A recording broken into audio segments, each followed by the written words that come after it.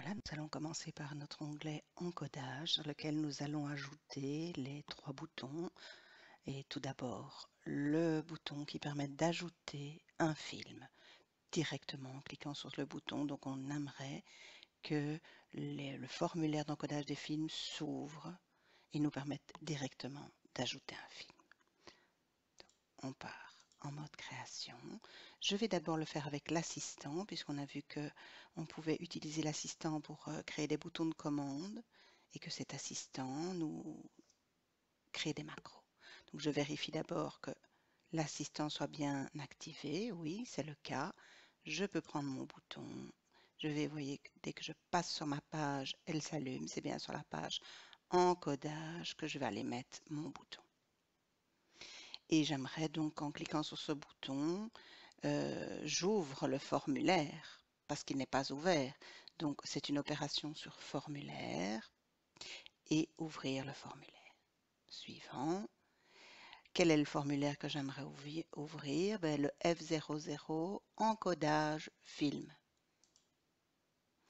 Ouvrir le formulaire et trouver des informations spécifiques à afficher, ouvrir le formulaire, afficher tous les enregistrements. Moi, j'aimerais ouvrir le formulaire et être sur un nouvel enregistrement, mais ça, je n'ai pas. Bon, par défaut, je vais l'ouvrir avec tous les enregistrements pour le moment. Je peux choisir de nouveau de mettre une image ou de mettre du texte sur le bouton. Et là, je vais par exemple mettre du texte qui dit « Ajout film » ou « Nouveau film » comme vous voulez. Et je vais appeler ce bouton « BT Nouveau film ». Voilà, terminé. Et j'ai le bouton qui est installé pour le moment. J'enregistre, je vais aller voir ce que ça donne. Quand je clique sur ce bouton, il ouvre bien le formulaire d'encodage des films, mais avec tous mes films.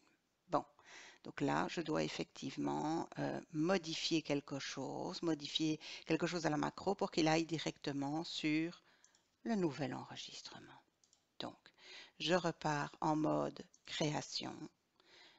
Je vais sur le bouton, je vais aller dans les propriétés du bouton en double-cliquant dessus, sur les propriétés événements qui contiennent les macros ou le code. Ici, j'ai une macro sur l'événement au clic. C'est une macro incorporée, donc elle est bien incorporée à ce formulaire et elle n'existe pas dans la liste des objets dans mon volet de navigation. Donc pour la modifier, je vais dans les 3 petits points. Et comme on l'a vu, nous avons affaire à quelque chose qui se passe en français avec des actions et des arguments. L'action, c'est ouvrir formulaire. Je vais cliquer sur les arguments. Un des arguments, c'est évidemment le nom du formulaire, affichage en mode formulaire. Mais moi, ce que j'aimerais, c'est que mode de données, et je vais aller ouvrir ce déroulant, ce soit en ajout et pas en modification ou en lecture seule. Mais vous voyez que déjà, ici, grâce à la macro et un bouton, je peux ouvrir un même formulaire de 3 manières différentes. En ajout, avec tout permis, comme quand je l'ouvre simplement par le volet de navigation lorsqu'il n'y a pas de propriété type record set mis à l'arrière. Lecture seule, c'est comme si j'avais mis type record set instantané à l'arrière. Mais je ne dois pas faire 3 formulaires différents. Je change simplement la macro, le bouton qui va me permettre de l'ouvrir. Donc voilà. J'enregistre les modifications.